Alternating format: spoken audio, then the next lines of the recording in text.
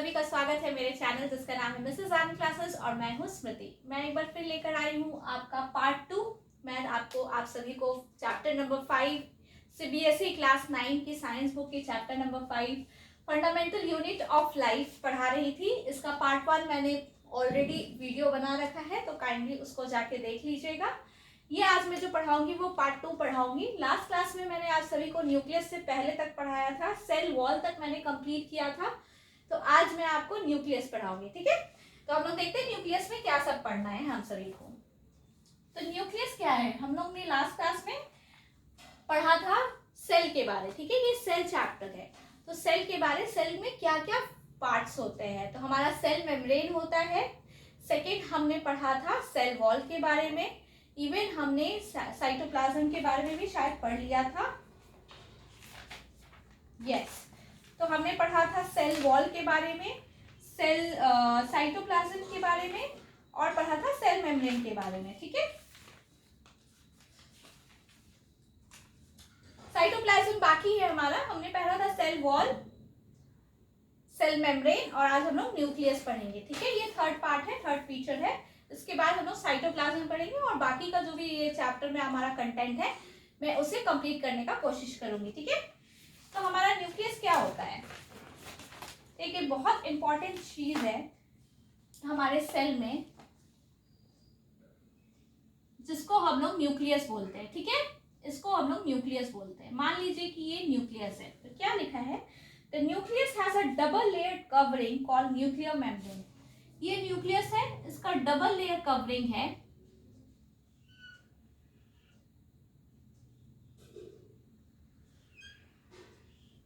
ये जो होता है ये न्यूक्लियर मेम्ब्रेन होता है, ठीक है।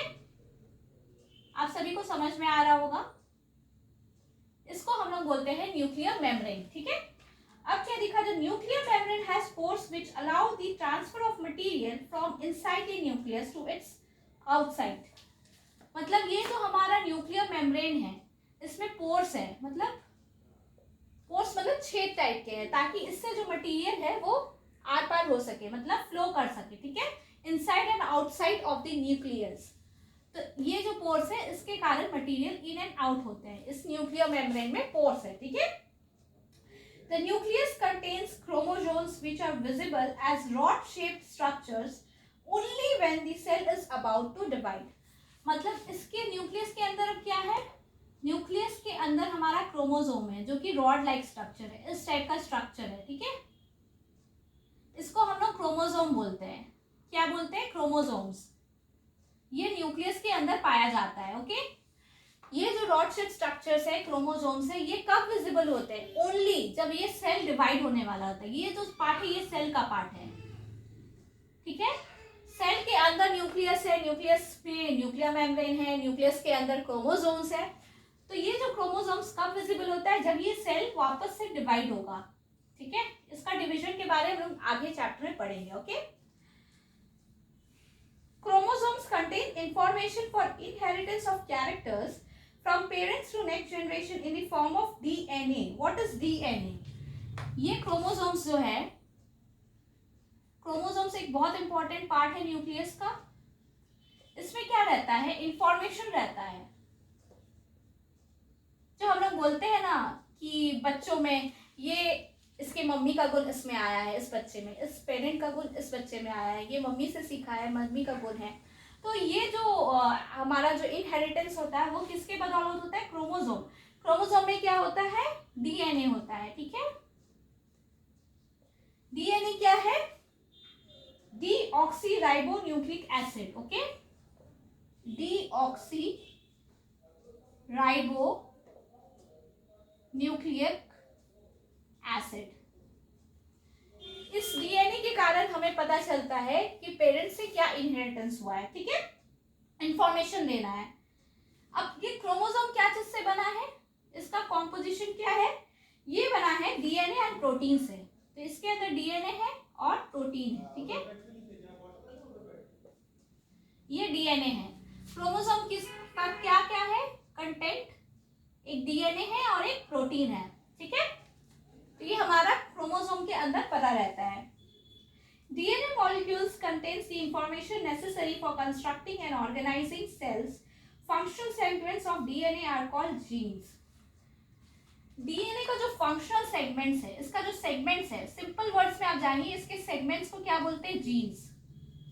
नहीं बोलते हम लोग ये जीन आया है इसके पेरेंट्स से, ये जीन आया है इसके मम्मी से। तो ये जो जीन्स होते हैं वो कहाँ पे होते हैं? ये सब, ये मेन जो लीडर है हमारा क्रोमोसोम, इसका एक पार्ट है, ठीक है।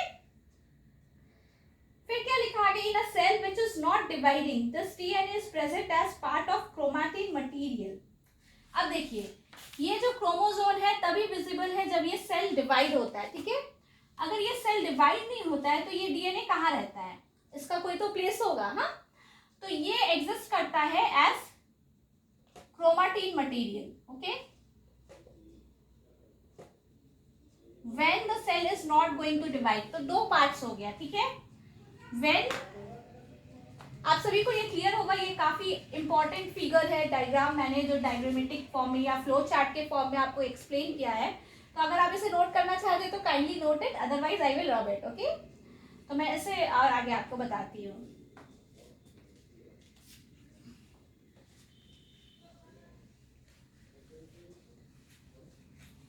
देखिए, इसको हम लोग दो पार्ट में देख सकते हैं।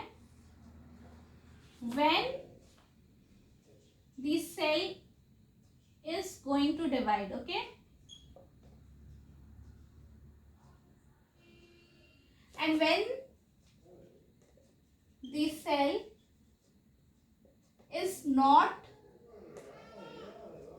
going to divide, तो ये क्रोमोसोम के फॉर्म में होता है और ये क्रोमैटिक मटेरियल के फॉर्म में होता है, ठीक है। ये क्रोमोसोम के फॉर्म में होता है और ये क्रोमैटिक मटेरियल के फॉर्म में होता है।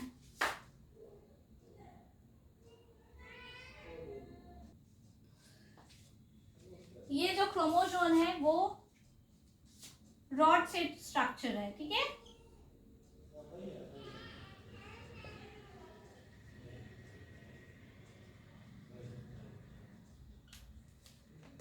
और क्रोमैटिक मटेरियल में थ्रेड लाइक स्ट्रक्चर्स होते हैं, ठीक है। ये बहुत छोटे छोटे क्वेश्चंस पे आपको बता रही हूँ ताकि आपका कॉन्सेप्ट जो है वो क्लियर हो जाए, ठीक है। ये थ्रेड लाइक स्ट्रक्चर रहता है इस टाइप से, ओके। तो अब हम लोग देखेंगे रोल ऑफ न्यूक्लियस, ठीक है। न्यूक्लियस का क्या रोल होता है? ये बेसिक दो डिफरेंस था क्रोमैटिक मटेरियल में और non chromatic material, that is chromosomes में, ठीक है। Role of nucleus,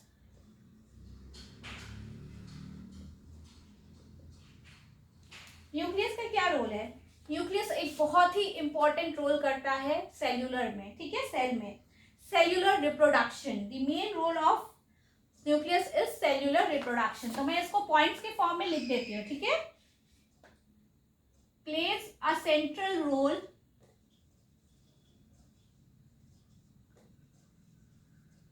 in cellular reproduction, ठीक है। इट ऑल्सो, सेल्यूलर रिप्रोडक्शन क्या होता है? एक सेल से दो सेल में डिवाइड होना, मतलब, या फिर एक सेल से चार सेल में डिवाइड होना, मतलब division of cell, that is cell division, okay. Single cell divides and forms two cells, okay. Cellular reproduction means single cell divides into two cells, that is cellular reproduction, okay। Next role क्या है? It also plays a crucial part along with the environment in determining the way the cell will develop and what form it will exhibit at maturity by directing the chemical activities of the cell। मतलब chemical activities cell का ये देखते हैं, ठीक है। बहुत crucial role होता है chemical activities में। तो इसका डिटेल में आप ये लिख सकते हैं कि किस वे में सेल डेवलप होगा, किस एनवायरनमेंट में और किस फॉर्म में वो एग्जिबिट करेगा, ये केमिकल एक्टिविटीज के थ्रू न्यूक्लियस में होता है। तो ये दो इम्पॉर्टेंट रोल्स है न्यूक्लियस के जो मैं आपको बताना चाहती थी। अच्छा देखिए, कुछ जो हमारे ऑर्गेनिजम्स होते हैं ना उसमें न्यूक्लियर मेम्ब्रेन नहीं होता है, या फिर बोल सकते हैं पुअरली फॉर्म होता है। ठीक है, ऑर्गेनिजम्स होते हैं जिसमें जो न्यूक्लियर मेम्ब्रेन होता है ना वो पुअरली विजिबल होता है।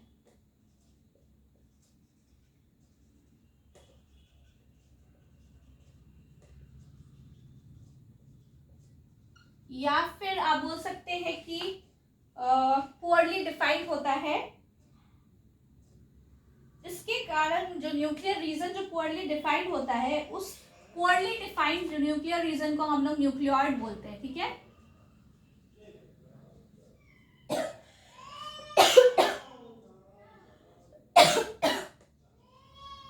Are absent, excuse me. जिन ऑर्गेनिजम्स में न्यूक्लियर मेम्ब्रेन एब्सेंट होते हैं तो उनका जो न्यूक्लियर रीजन है ना वो पुअरली डिफाइंड होता है। Poorly defined nuclear region. ठीक है, तो उस पुअरली डिफाइंड न्यूक्लियर रीजन को क्या बोलते हैं? न्यूक्लियॉइड बोलते हैं। ठीक है, मैंने स्पेलिंग सही लिखा है ना? NUCLEOID, यस, मैंने एकदम करेक्ट स्पेलिंग लिखी है। तो जिसमें हमारा न्यूक्लियर मेम्ब्रेन एब्सेंट होता है या पुअरली डिफाइंड न्यूक्लियर रीजन होता है, उसको क्या बोलते हैं हम लोग? प्रोकैरियोट्स। ठीक है, प्रोकैरियोट्स, ये टर्म को याद रखिएगा। जिसमें न्यूक्लियर मेम्ब्रेन एब्सेंट होता है और न्यूक्लियर रीजन पुअरली डिफाइंड होती है, उसे हम लोग प्रोकैरियोट्स ऑर्गेनिज्म बोलते हैं। प्रो का मतलब होता है प्रिमिटिव, ये दो वर्ड से है। इस वर्ड का मतलब होता है प्रिमिटिव और इस वर्ड का मतलब होता है न्यूक्लियस। ठीक है, ऑर्गेनिज्म जिसके न्यूक्लियर मेम्ब्रेन होते हैं, organisms in which who have nuclear membrane,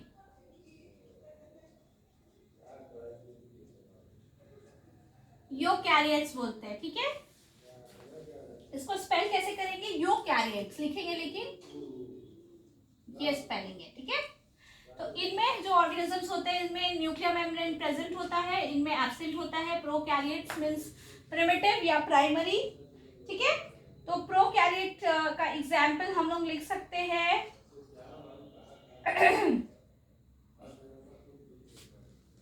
इसका एग्जाम्पल्स आप मुझे बताएंगे और इसका एग्जाम्पल्स मैं आपको बताऊंगी, या फिर दोनों आप बता सकते हैं, दोनों ऑर्गेनिजम्स के एग्जाम्पल्स। ठीक है, तो ये हो गया आपका प्रोकैरियोट्स एंड यूकैरियोट्स के बीच में डिफरेंस। तो नेक्स्ट हम लोग जो पढ़ेंगे वो 5.2.4 दैट इज साइटोप्लाज्म पढ़ेंगे।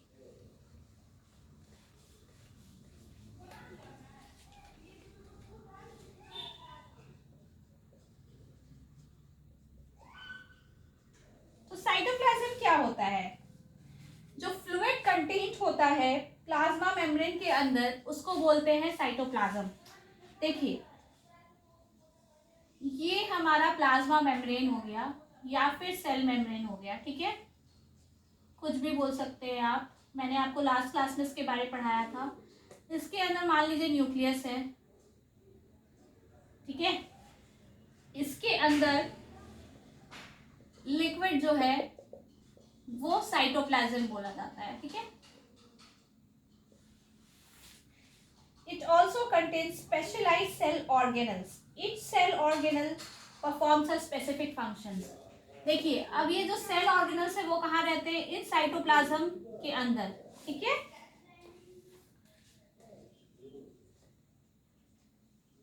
मैं सारे कुछ आपको डायग्रामेटिक फॉर्म में इसलिए बता रही हूँ क्योंकि ऐसे समझना बहुत इजी है।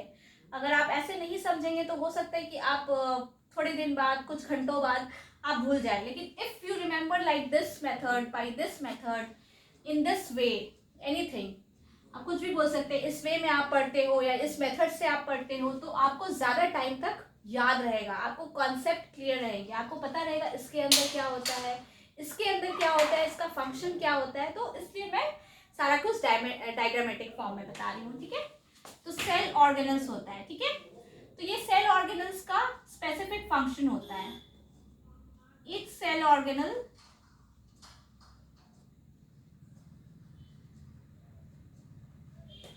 हैव सम स्पेसिफिक फंक्शन, ठीक है।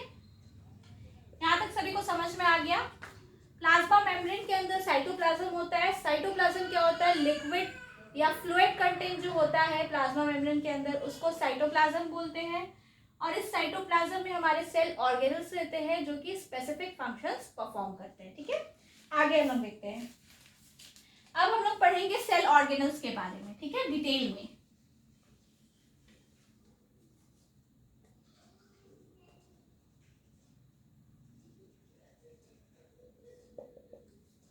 सेल ऑर्गेनल्स क्या होते हैं? Are enclosed by membranes in prokaryotes. Beside absence of a defined nuclear region, membrane bound cell organelles are also absent. अच्छा, अभी हमने पढ़ा था ना प्रोकैरियोट्स के बारे। तो प्रोकैरियोट्स में हमारा सेल ऑर्गेनल्स भी नहीं होता है, cell organelles also absent, okay. Nuclear membrane absent, cell organelles absent. ये बहुत इंपॉर्टेंट पॉइंट है, kindly take a note of this. तो हमारे जो प्रोकैरियोट्स ऑर्गेनिजम्स होते हैं उसमें सेल ऑर्गेनल्स भी नहीं होते हैं और न्यूक्लियर मेम्ब्रेन्स भी नहीं होते, ठीक है। तो अब देखिएगा, आपका एक इंडेक्स क्वेश्चन है। Fill in the gap in the following table illustrating the differences between prokaryotic and eukaryotic cells. तो प्रोकैरियोटिक में जो सेकेंड पॉइंट है न्यूक्लियर रीजन, उसमें क्या हो जाएगा? एब्सेंस ऑफ न्यूक्लियर मेम्ब्रेन, और उसको क्या बोलते हैं? पोअरली डिफाइंड रीजन को न्यूक्लियोइड बोलते हैं, ठीक है। और जो फोर्थ पॉइंट है यूकैरियोटिक सेल में, कि सेल ऑर्गेनल्स इनक्लोज्ड होते हैं मेम्ब्रेन से, ठीक है। अब हम लोग सेल ऑर्गेनल्स के बारे डिटेल में पढ़ेंगे, ओके। तो सेल ऑर्गेनल्स क्या होता है? जो हमारे सेल्स होते हैं ना, वो मेम्ब्रेन बाउंड लिटिल स्ट्रक्चर्स उनके अंदर होते हैं, ठीक है। ये सेल है तो इसके अंदर लिटिल मतलब छोटे छोटे स्ट्रक्चर्स होते हैं जिसको हम लोग बोलते हैं सेल ऑर्गेनल्स। ये साइटोप्लाज्म के अंदर होते हैं, ठीक है। तो सेल ऑर्गेनल्स क्या होता है? सेल ऑर्गेनल्स को आप कैसे देख सकते हैं? इलेक्ट्रॉन माइक्रोस्कोप से, visible only by electron microscope, okay.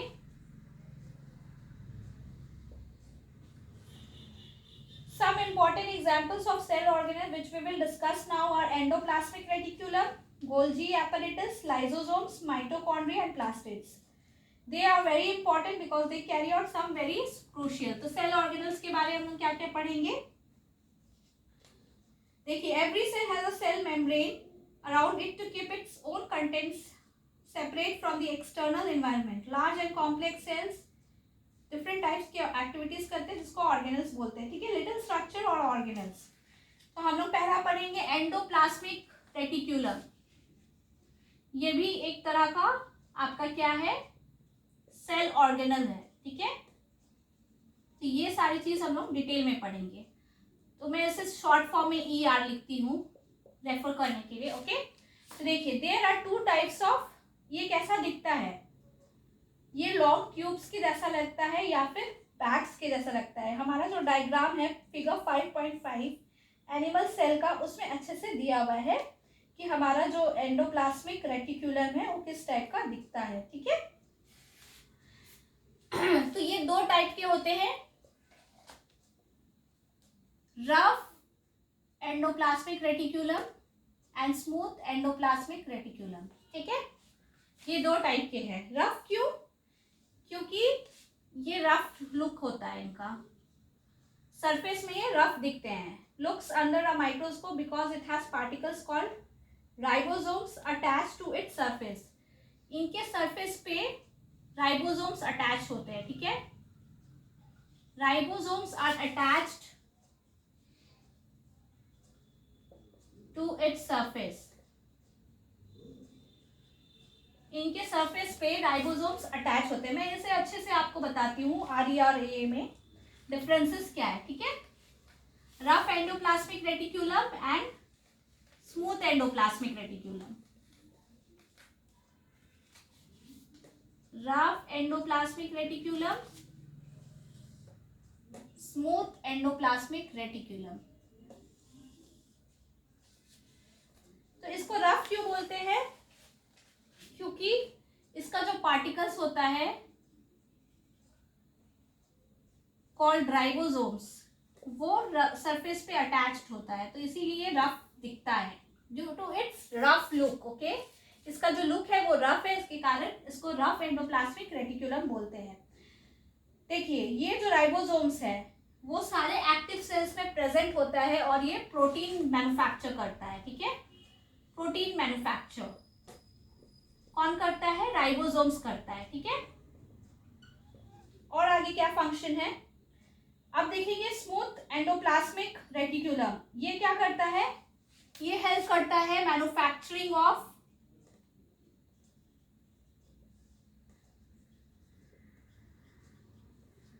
Fat molecules. ठीक है,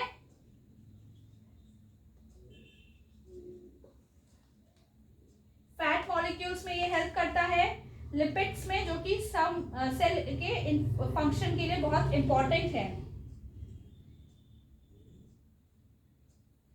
इसमें से जो आपका जो होता है ना लिपिड्स, ये हेल्प करते हैं some of this proteins and lipids, some proteins and lipids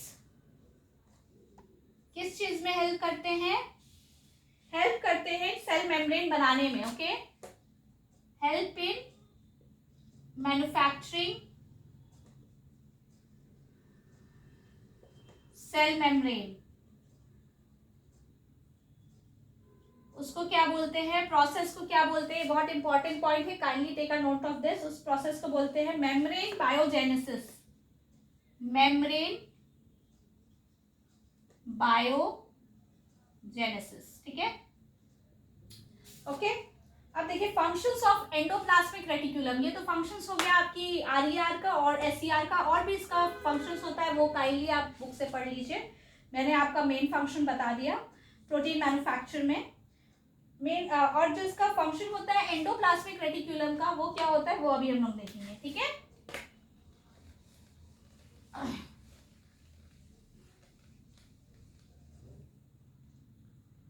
functions of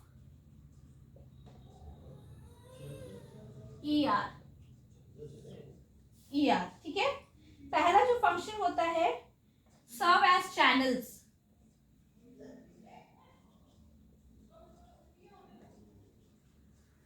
for transport of materials. Okay,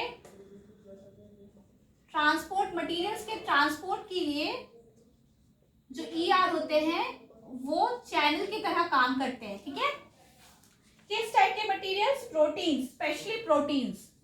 specifically आप बात करें तो प्रोटीन्स, प्रोटीन्स के जो ट्रांसपोर्ट के लिए ये चैनल का काम करती है हमारी ER, that is endoplasmic reticulum. तो सेकेंड पॉइंट है cytoplasmic framework. As a cytoplasmic framework ये काम करता है, एज अ साइटोप्लाज्मिक फ्रेमवर्क। ठीक है, by providing a surface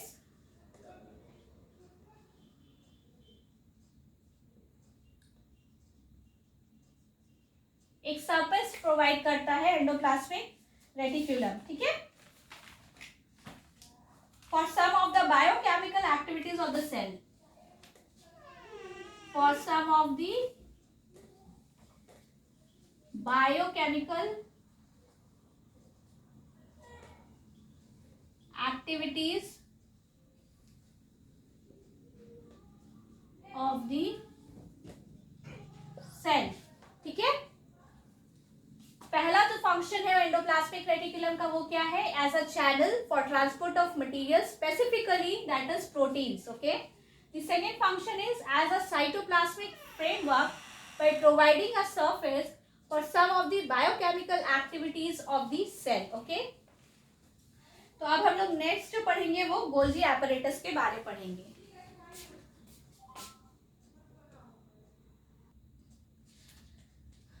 हमारा जो गोल्जी एपरेटस है वो फर्स्ट डिस्क्राइब किससे हुआ था? Camillo Golgi. किसने डिस्क्राइब किया था? कैमिलो गोल्जी ने। ठीक है, वो क्या चीज है हमारा एपरेटस? ये सिस्टम ऑफ, ये बहुत बड़ा मतलब इसका डेफिनेशन है, काइंडली आप बुक से देख लीजिए, मैं पूरा नहीं लिखूंगी। सिस्टम ऑफ मेम्ब्रेन बाउंड क्या है? Golgi apparatus system of membrane bound vesicles. Vesicles बोलते हैं। क्या वेसिकल्स क्या होता है? फ्लैटेंड सैक्स, मतलब फ्लैट रहेगा। ओके, इसको, इसमें क्या होता है ना, system of membrane bound vesicles, मतलब ये फ्लैटेंड जो सैक्स है वो पैरेलली अरेंज्ड होते हैं। ठीक है, और इसको क्या बोलते हैं? सिस्टर्न बोलते हैं। इस अरेंजमेंट को सिस्टर्न्स बोलते हैं। आप लोगों को क्लियरली दिख रहा है क्या? नहीं दिख रहा है तो मैं वापस से लिख देती हूँ, सिस्टर्न। ठीक है, system of membrane bound vesicles, flattened sacs, ये जो है वो पैरेलल अरेंजमेंट में रहते हैं और इसे हम लोग बोलते हैं सिस्टर्न्स। होप सो आपको मेरा ये वीडियो, ये एक्सप्लेनेशन अच्छा लग रहा हो, बहुत अच्छा लग रहा हो, आपको हेल्प करे आपके एग्जाम्स में, फाइनल एग्जाम्स में। सभी स्टूडेंट्स को मेरे तरफ से ऑल दी वेरी बेस्ट। अगर आपको अच्छा लगा तो kindly subscribe to my channel Mrs Anand classes और शेयर कीजिए, लाइक कीजिए अपने फ्रेंड्स के साथ। ओके, तो इसका जो मेन फंक्शन होता है, इसका फंक्शन क्या होता है? ये क्या काम करती है हमारी गोल्जी एपरेटस? ये इंक्लूड करता है storage modification and packaging of products in vesicles. Storage modification and packaging of materials in vesicles. Okay, ये इसका मेन फंक्शन होता है। हमारी गोल्जी एपरेटस का मेन फंक्शन होता है storage modification and packaging of materials in vesicles, that is flattened sacs. Okay, the Golgi apparatus is also involve in the formation of lysosomes. जो next part हम लोग पढ़ने वाले हैं वो लाइसोसोम्स है, तो ये हेल्प करता है, हेल्प्स, दूसरा फंक्शन है helps in the formation of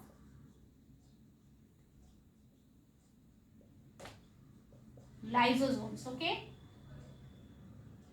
lysosomes के फॉर्मेशन में भी ये हमारा गोल्जी एपरेटस हेल्प करता है। तो इसके दो फंक्शंस है बेसिकली, इसको आप याद कर सकते हैं। और ये कैसा होता है? System of membrane bound vesicles होता है, जिसको पैरेलली वो अरेंज्ड रहता है, जिसको हम लोग सिस्टर्न बोलते हैं। ठीक है, तो नेक्स्ट हम लोग देखते हैं lysosomes.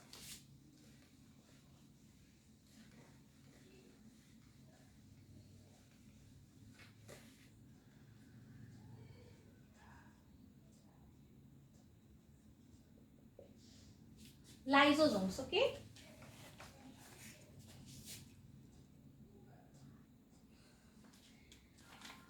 Lysosomes are membrane bound sacs filled with digestive enzymes. इसका जो मेन फंक्शन है वो डाइजेस्टिव एंजाइम्स इसके अंदर रहता है। ठीक है,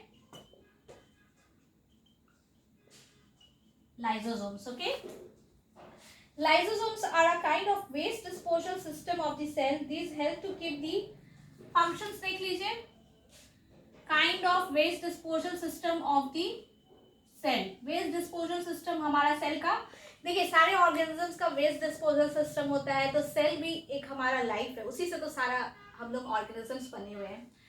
एक सेल से, बहुत सारे सेल से, ओके, एक सेल डिवाइड होकर बहुत सारे सेल बनते हैं। तो जो वेस्ट डिस्पोजल सिस्टम भी होना चाहिए, तो वेस्ट डिस्पोजल सिस्टम का ध्यान कौन रखता है? हमारा लाइसोसोम्स रखता है। ठीक है, kind of waste disposal system of the cell. ठीक है, ये पहला फंक्शन हुआ, very important function of lysosomes. Okay, second function क्या है? These help to keep the cell clean by digesting any foreign material as well as worn out cell organelles। इसका explanation हुआ तो वो आप काइंडली बुक से read कर लीजिए और उसको देख लीजिए।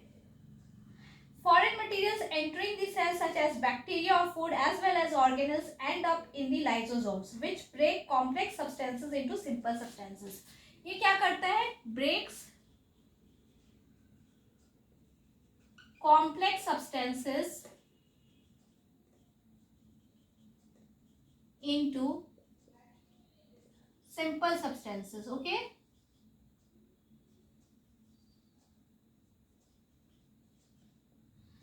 ये कॉम्प्लेक्स सब्सटेंसेस को ब्रेक करके सिंपल सब्सटेंसेस में ब्रेक करता है, ठीक है, फॉर्म करता है। तो इससे क्या होता है, ये जो हमारा जो भी फॉरेन मटेरियल्स होते हैं ना, उसको भी सारे कुछ एंड अप हो जाते हैं लाइसोसोम्स में। मतलब ये वेस्ट डिस्पोजल सिस्टम है।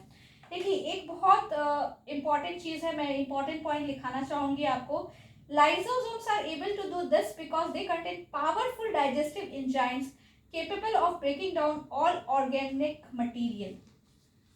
ये क्यों ऐसा कर पाता है? क्योंकि इसके पास पावरफुल है, ये जो डाइजेस्टिव एंजाइम है ना वो काफी पावरफुल है, इसके कारण ये कोई भी ऑर्गेनिक मटेरियल को ब्रेक कर सकता है। अच्छा, एक प्रोसेस है, मैं उसके बारे में आपको बताती हूँ। लाइसोसोम्स में burst and enzymes digest their own cell.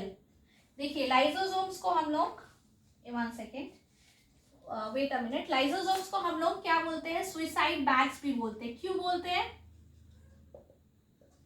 Y lysosomes are known as suicide bags? Because जो हमारे सेल जो होता है ना, जब डैमेज हो जाता है तो लाइसोसोम्स क्या होता है? बर्स्ट कर जाता है, ठीक है, और एंजाइम्स जो है वो खुद के सेल को डाइजेस्ट कर जाता है। समझ में आ रही है आपको बात?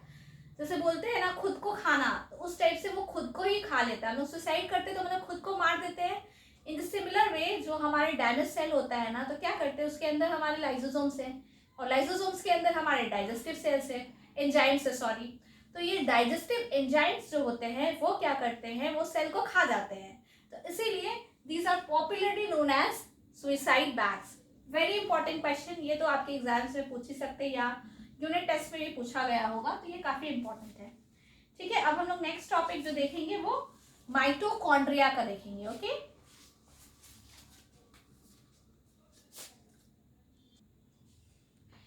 जो नेक्स्ट पार्ट है हमारा cell organelle, mitochondria. Mitochondria power house होते हैं सेल के, ठीक है, power house of the cell, that is mitochondria.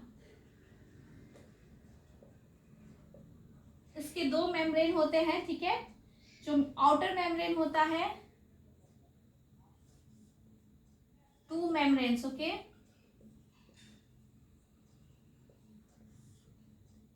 Outer membrane,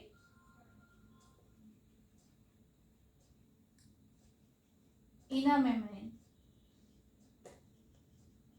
inner membrane folded होते हैं,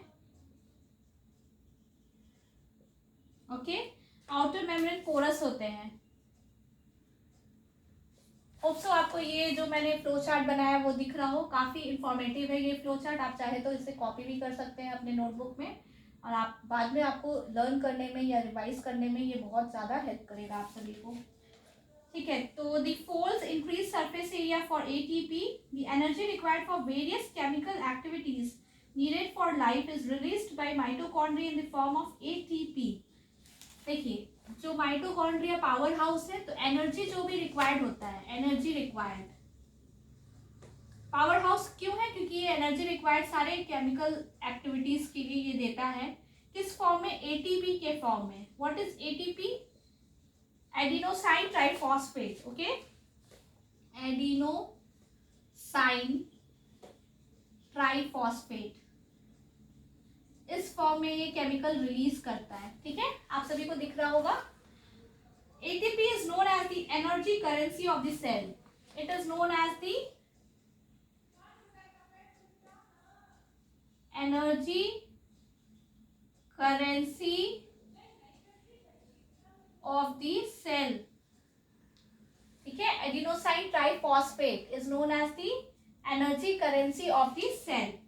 Mitochondria are strange organelles in the cells that they have their own DNA and ribosomes. ये बहुत strange cell organelles है क्योंकि इनका खुद का DNA है और खुद का राइबोसोम्स है, ठीक है। स्ट्रेंज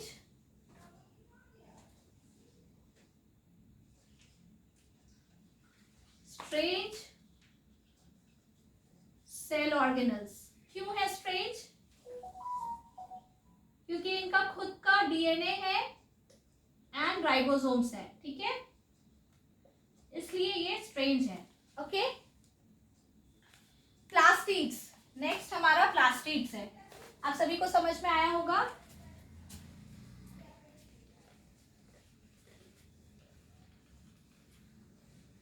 नेक्स्ट जो सेल ऑर्गेनल हम लोग पढ़ेंगे वो है प्लास्टिड्स। ओके,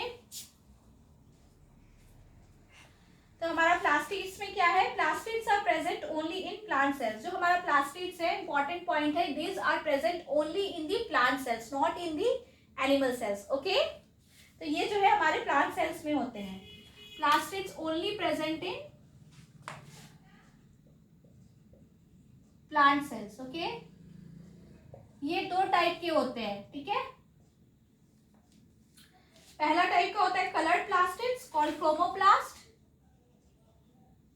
क्रोमोप्लास्ट, और कलर्ड प्लास्टिड, ये कलर्ड होते हैं। ओके, और सेकेंड क्या होते हैं, सेकेंड होते हैं कलरलेस प्लास्टिड और ल्यूकोप्लास्ट। ल्यूकोप्लास्ट दो पार्ट होते हैं, ठीक है, जो कलरलेस होते हैं, ठीक है। कलरलेस प्लास्टिड्स, इसके बारे में डिटेल में अभी हम लोग पढ़ेंगे। अब देखिएगा बहुत इंपॉर्टेंट पार्ट, क्रोमोप्लास्ट में हमारा पिगमेंट होता है क्लोरोफिल, ठीक है।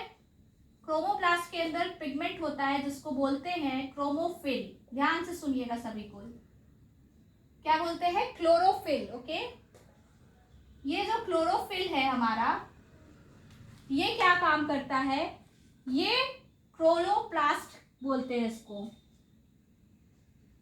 क्रोमोप्लास्ट के अंदर पिगमेंट है क्लोरोफिल, जिसको हम लोग बोलते हैं क्लोरोप्लास्ट। कंफ्यूज मत होइएगा क्रोमो एंड क्लोरो। ओके, थोड़ा सा कंफ्यूजिंग टर्म है, लेकिन इसको आप ध्यान से देख सकते हैं। देखिए, क्रोमोप्लास्ट क्या है, क्लर्ड प्लास्टिड से। क्लर्ड प्लास्टिड के अंदर हमारा पिगमेंट है जिसको क्लोरोफिल बोलते हैं, और वो क्या बोला जाता है, क्लोरोप्लास्ट, ठीक है। ये जो क्लोरोप्लास्ट है, ये इंपॉर्टेंट होता है, वो फोटोसिंथेसिस होते हैं ना हमारे प्लांट्स में, उस प्रोसेस के लिए ये क्लोरोप्लास्ट काफी ज्यादा इंपॉर्टेंट होता है। तो ये डिटेल में आप पढ़ सकते हैं। ल्यूकोप्लास्ट क्या होता है, in which material such as starch, oils and protein granules are stored.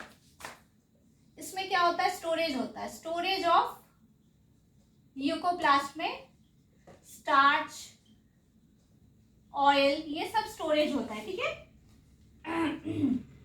And protein granules, and protein granules, ये सारा कुछ ल्यूकोप्लास्ट में स्टोर होता है। तो ये स्टोरेज का साइट हो गया, ठीक है। The internal organisation of the chloroplast consist of numerous membrane layers embedded in a material called the stroma. Like the mitochondria, plastids also have their own DNA and ribosomes. Mitochondria के जैसे इसका भी own DNA and ribosomes है, ठीक है। तो basically यही था हमारे प्लास्टिड्स के बारे में। बहुत सारे इंपॉर्टेंट पॉइंट्स को मैंने कवर कर लिया है। आप बुक को एक बार रीड करेंगे और मेरे वीडियो को देखेंगे तो आप बहुत ज़्यादा क्लियर कर पाएंगे अपने कॉन्सेप्ट को, और आपको याद करने में भी काफ़ी इजी होगा, क्योंकि मैंने आपको फ्लो चार्ट के फॉर्म में एक्सप्लेन किया। तो सारे स्टूडेंट्स काइंडली मेरे इस वीडियो को और इसका पार्ट 1 भी आप देख लें एग्जाम्स के पहले, आपको बहुत ज़्यादा हेल्प मिलेगी सच में, और आप बहुत अच्छे मार्क्स स्कोर कर सकते हैं। ओके, तो हमारा जो लास्ट है सेल ऑर्गेनल वैक्यूल्स, मैं उसके बारे में आपको बताती हूँ।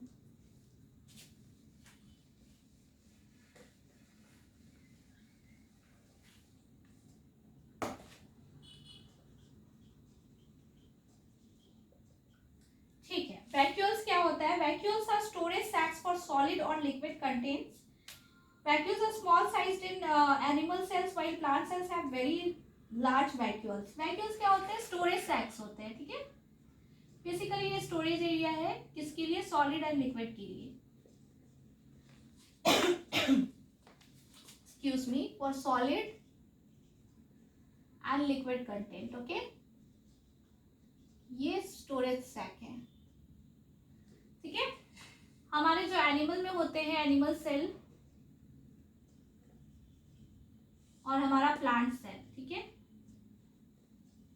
एनिमल सेल में स्मॉल होते हैं और प्लांट सेल में वेरी लार्ज होते हैं, ठीक है। ये एक बेसिक डिफरेंस है। जो मुझे इंपॉर्टेंट लगा। In plant cells, vacuoles are full of cell sap and provide turgidity and rigidity to the cell. Many substances of importance in the life of the plant cells are stored in vacuoles. These include amino acids, sugars, various organic acids, and some proteins. In single-celled organisms like amoeba, the food vacuole contains the food items that the amoeba consumed. In some unicellular organisms, specialized vacuoles also play important roles in expelling excess water and some wastage from the cell. ये बहुत important paragraph है, page number 65।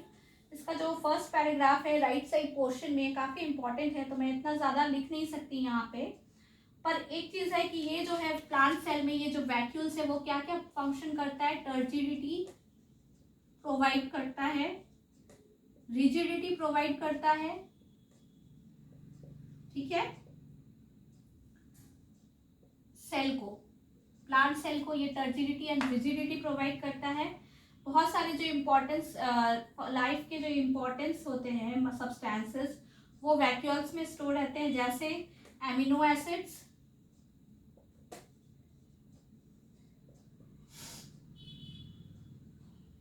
Sugars और बहुत सारे organic material, other organic materials, ठीक है।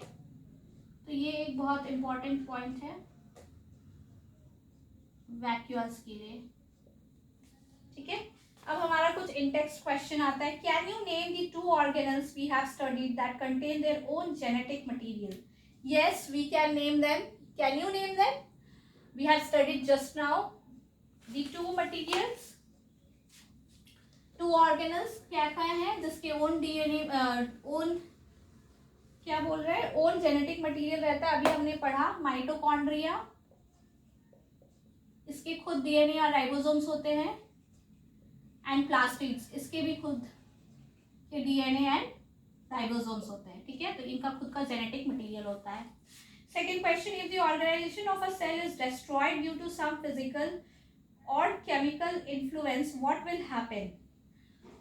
देखिए, अगर सेल डैमेज होता है तो वो खुद को खा लेता है, उसके जो एंजाइम्स होते हैं, डाइजेस्टिव एंजाइम्स जो लाइसोसोम्स के अंदर होते हैं वो खुद को खा लेते हैं, तो खुद ही मिट जाते हैं, तो उसको बोलते हैं सुसाइड बैग्स, लाइसोसोम्स। ये सेकंड थर्ड क्वेश्चन सिमिलर है। Where are protein synthesis inside the cell? Proteins कहाँ सिंथेसिस होता है? तो ये हमने पढ़ा था, एंडोप्लाज्मिक रेटिक्यूलम में प्रोटीन सिंथेसिस होता है, ठीक है। तो ये सारे क्वेश्चंस हो गए। अब हम लोग आगे देखते हैं, ठीक है।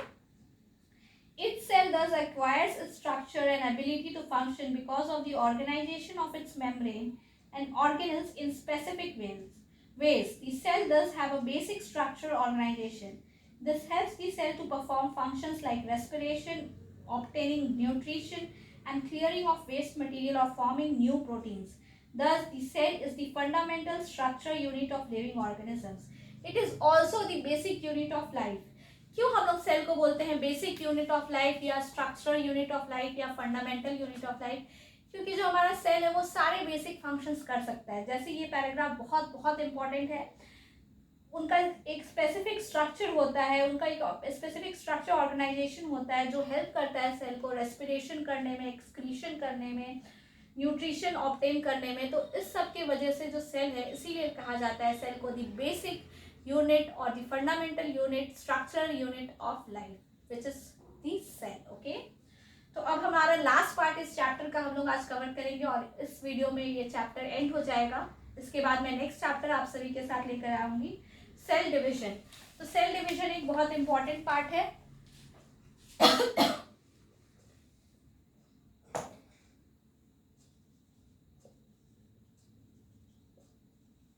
सेल कैसे डिवाइड करते हैं, ठीक है। सेल डिवीजन का न्यू सेल बनने का process of forming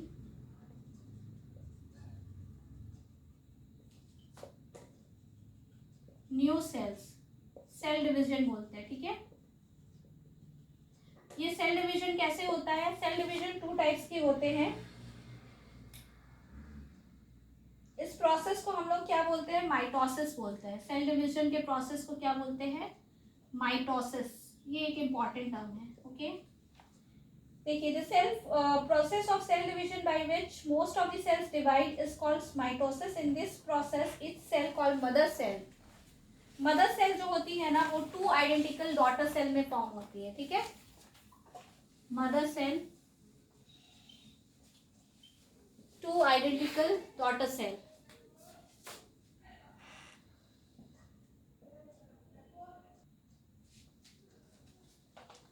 mother cell जो डिवाइड होता है 2 डॉटर सेल में. ठीक है, मतलब जो प्राइमरी सेल है उसको हम लोग मदर सेल बोलते हैं. ये डिवाइड होगा 2 डॉटर सेल में. ठीक है, इसमें जो क्रोमोसोम होगा ना, सेम नंबर ऑफ क्रोमोसोम होता है जितने मदर सेल में होता है. ठीक है, मान लीजिए इसमें हमारा फॉर एग्जाम्पल हम लोग एक लेते हैं डायग्राम. इसमें 4 सेल है. ठीक है, 4 क्रोमोसोम है, तो इसमें भी 4 होगा और इसमें भी 4 होंगे. ये मदर सेल हो गई और ये डॉटर. ठीक है, ये एक प्रोसेस हुआ डिवीजन का. एक सेकेंड प्रोसेस है जिसमें हम लोग बोलते हैं डिफरेंट टाइप ऑफ प्रोसेस, जिसको हम लोग मियोसिस बोलते हैं. ये माइटोसिस था. ठीक है, इस सेल डिवीजन के प्रोसेस में जिसमें जो क्रोमोसोम नंबर है, जिसमें एक मदर सेल 2 डॉटर सेल में डिवाइड होते हैं और number of chromosomes remain same. That is if the mother has 4 chromosomes then the daughter of cells also will have each of them will have the 4 chromosomes. आप इस diagram से भी समझ सकते हैं, वो सब आप सभी को दिख रहा होगा. ये जो पहला प्रोसेस है इसको हम लोग माइटोसिस बोलते हैं. ये सेकेंड प्रोसेस है मियोसिस. ठीक है, मियोसिस में क्या होता है देखिए, हम लोग देखते हैं.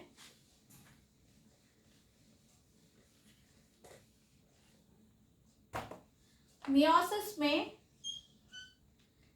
एक mother cell when a cell divides by meiosis produces 4 new cells instead of just 2. ठीक है, मान लीजिए ये मदर सेल ने 2 सेल को दिया, 2 डॉटर सेल. अब अगर मियोसिस से ये डिवाइड होगा तो ये 4 में होगा. ठीक है,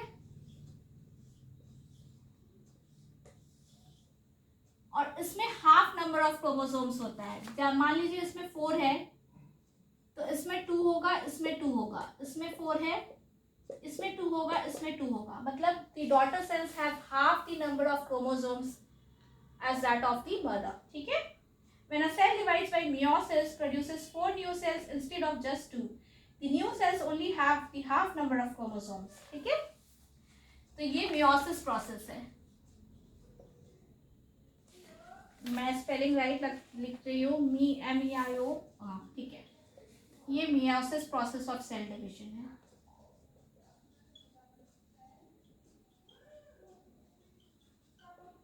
होप सो आप सभी को समझ में आया होगा आज का मेरा वीडियो. और इस तरह से ये चैप्टर कंप्लीट होता है. Chapter number 5 that is the fundamental unit of life complete होता है.